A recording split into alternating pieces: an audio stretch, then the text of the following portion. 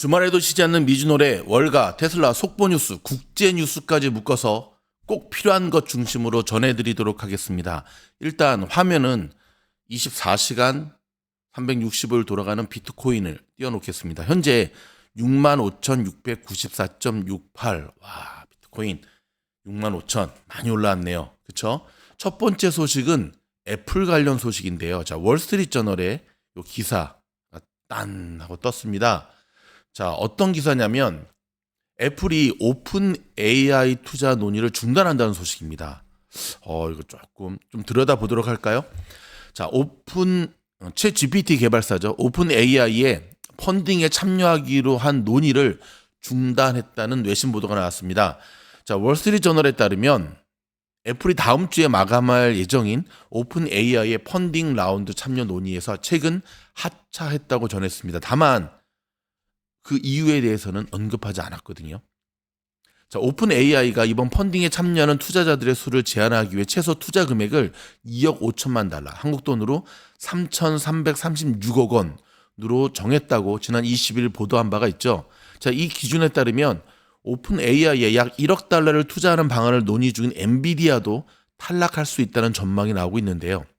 자, 월스트리트저널은 이날 엔비디아와 마이크로소프트가 이번 오픈 AI 펀딩에 참여하기 위해서 협상을 계속 진행해 왔다고 전했습니다. 자, 마소는 이미 오픈 AI에 투자한 130억 달러에 더해 10억 달러를 추가 투자할 것으로 예상한다고 월스트리트저널은 덧붙였는데요. 또 오픈 AI가 현재의 비영리법인 이사회 중심의 지배구조를 영리법인 형태로 개편하는 작업을 2년 이내에 완료하지 않으면 이번 펀딩에 참여한 투자자들이 자금 반환을 요구할 권리를 갖게 될 것이라고 전했습니다. 자, 이번 아이폰 16도 별 신통치 않은데 이런 가운데 애플이 그럼 AI 쪽을 좀 한 발 빼는 것이 아닌가라고도 볼 수가 있는데요. 자, 곰곰이 생각을 해보면 아시다시피 팀 쿡이 CEO로 된 뒤로 애플은 철저하게 안전빵으로 가자라고 하는 전략을 취하고 있지 않습니까? 근데 사실 지금 AI 쪽 투자는 마땅한 먹거리가 없기 때문에 할 수 없이 하는 부분이지 이게 당장 수익으로 연결되지 못하는 가운데 굉장히 대기업들도 지금 딜레마에 빠지고 있는데 이런 가운데 자, 애플의 이 선택이 과연 올바른 선택이었는지 또 한 번의 미스였는지는 시간이 지난 다음에 밝혀질 것 같습니다. 여러분, 중국이 경기 부양책 효과를 톡톡히 보고 있는 분위기입니다. 지난주에 중국의 주요 주가 지수가 2008년 11월 이후 약 16년 만에 최고의 주간 상승률을 기록했는데요. 자, 블룸버그 통신에 따르면 상하이 선전 증시 시가총액 상위 300개 종목으로 구성된 CSI 300 지수는 지난주에 8거래일 연속 상승을 이어갔다고 합니다. 와우. 주간 상승률로 따지면 15.7%, 2008년 11월 이후 15.84% 이후 최고입니다. 여러분, 더 놀라운 것은 뭔지 아십니까? 한 발 앞서서 미주놀이 추천드렸던 뻔한 종목 아닙니다. 예. 반드시 사야 될 중국주 3인방. 뻔한 거 아니면 여러분 모를 종목이에요. 이미 수익률이 20%가 넘어가고 있다는 거죠. 이스라엘 소식 전해드리도록 하겠습니다. 이스라엘이 헤즈볼라 지휘부 장소를 공습했습니다. 그래서 수장을 제거해버렸습니다. 지금 뭐 제거했다 안 했다는 얘기들이 계속 나오고 있는데 공식적으로 미국에서도 밝혔습니다. 헤즈볼라의 수장이 제거됐다. 여러분, 이 헤즈볼라의 수장이 나스랄라라는 헤즈볼라 나스랄라, 이름이 나스랄라거든요. 근데 이 나스랄라가 어떤 사람이냐면 헤즈볼라를 가장 강력한 군대로 지난 수십 년 동안 키워낸 일종의 상징적 인물이에요. 그래서 이스라엘이 이 수장을 제거했다라고 하는 것은 한편으로는 참 제가 이 뉴스를 쭉 보니까 이 이스라엘 그 총리가 딱 유엔에 나가서 우리 어떠한 이들도 우리 이스라엘을 공격하면 가만두지 않겠다라고 하는 걸 딱 천명하자마자 바로 폭격을 통해서, 그러니까 이게 여러분 이스라엘의 정보력은 전 세계 최고인 거 아시죠?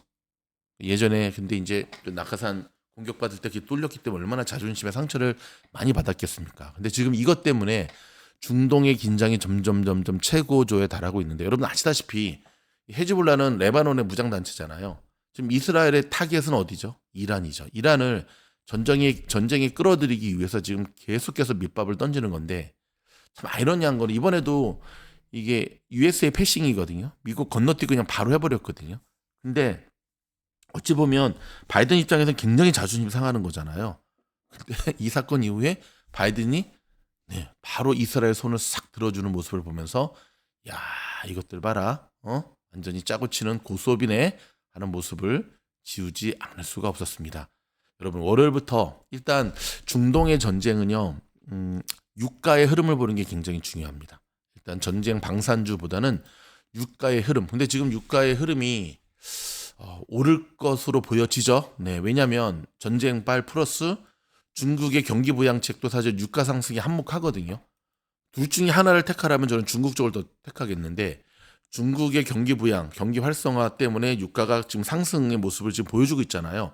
거기다가 지금 이스라엘의 저 헤즈볼라 수장을 제거한 기사가 한 번 더 펌핑하게 만들 것으로 보여집니다. 자, 일론 머스크의 스페이스X 일명 재사용 우주선을 때려잡으려고 중국에서도 재사용 가능한 테스트 위성을 발사했는데 성공했다고 합니다. 느낌이 자꾸 이 일론 쪽의 그 기술력을 자꾸 빼가는 느낌이 드는데 참 좀 찝찝하죠. 양심도 없는 것들. 중국 얘기입니다. 자, 애플이 차세대 헤드셋 비전 프로 2를 내년 하반기에 양산할 것이라고 전망을 했는데, 기사는 이렇게 나왔지만 시장은 시큰둥하죠. 무디스가 확전 분위기가 고조됨에 따라서 이스라엘의 국가 신용 등급을 또 강등해 버렸습니다. 와우. 이스라엘은 좀 개의치 않는 것 같아요. 예, 그러든 말든 일단 우리는 때려잡고 보겠다라고 하는 지금 강력한 의지를 지금 표명하고 있습니다. 자, 테슬라 주주분들 간접적으로는 좀 호재네요. 일론 머스크가 가지고 있는 스타링크 아시죠? 위성 인터넷 서비스 가입자가 400만 명을 돌파했다는 소식입니다. 매출은 2년 만에 371%나 폭증했다는 소식인데, 요거 조금 들여다보도록 할까요? 자, 스페이스X의 위성 인터넷 서비스는 스타링크 가입자가 400만 명을 넘어선 것으로 나타났는데요. 스타링크는 우주를 탐사하고 상업용으로 개척하려는 스페이스X의 핵심 사업 분야지요. 자, 스페이스X의 스타링크에 따르면 스타링크는 전 세계 100개 이상의 국가, 지역, 기타 여러 시장에서 400만 명이 넘는 사람들을 초고속 인터넷으로 연결 중입니다.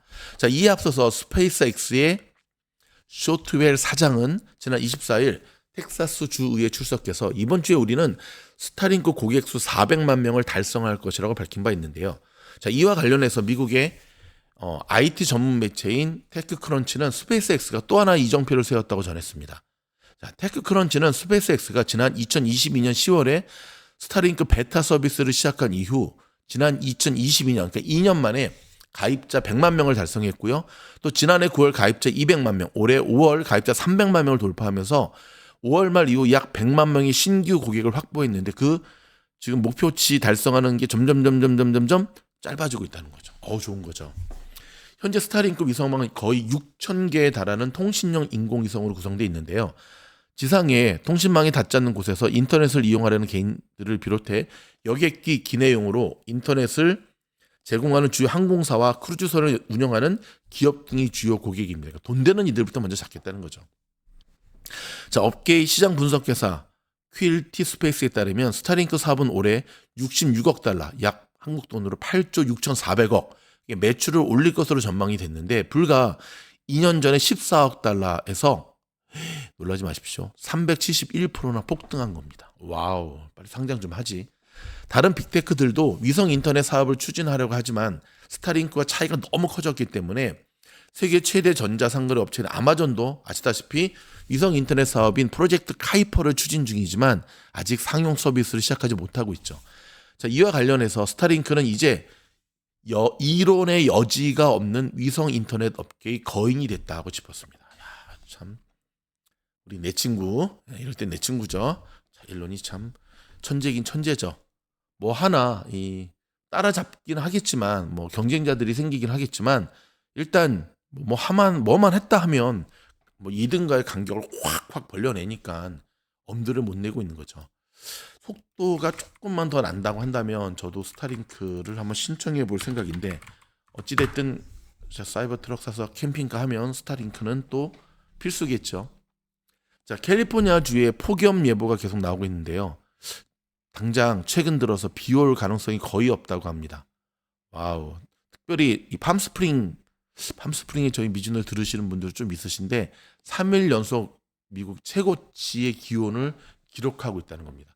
여러분 팜스프링 112도, 114도, 111도. 와우. 이거 여러분 거의 밖에 나가면 죽죠. 건강 조심하시기 바라고요. 자, LA가 전 세계 25개 도시 중에 주택 버블 가능성 4위에 오르는 불명예를 안았습니다. 참. 게빈 뉴섬 캘리포니아 주지사가 신차에 과속 경고 장치 설치하는 의무화를 거부하고 나섰습니다. 욕 많이 먹고 있죠. 자, 여러분 주말에도 계속해서 들어오는 속보 있으면 저희가 필터링을 거쳐서 여러분들께 신속하게 전해드리도록 하겠습니다. 저희 미주너 구독하시면 바로 미국 현지에서 전해드리는 뉴스를 신속하게 받아볼 수 있으시고요. 또 좀 더 깊이 있는 혼자만의 공부법, 고기 잡는 법을 배우길 원하시면 바로 보이시죠? 미주너 6기 공부방에 지원하시면 되겠습니다. 고맙습니다.